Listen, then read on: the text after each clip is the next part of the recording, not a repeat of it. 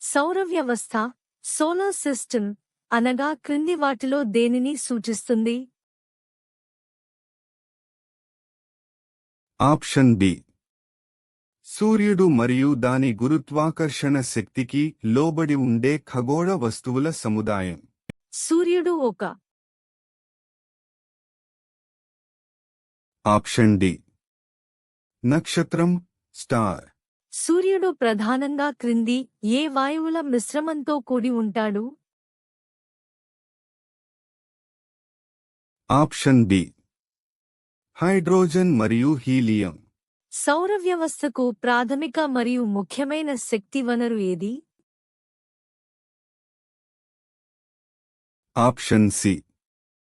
సూర్యుడు. సౌరవ్యవస్థలో అధికారికంగా ఎన్ని గ్రహాలను గుర్తించారు?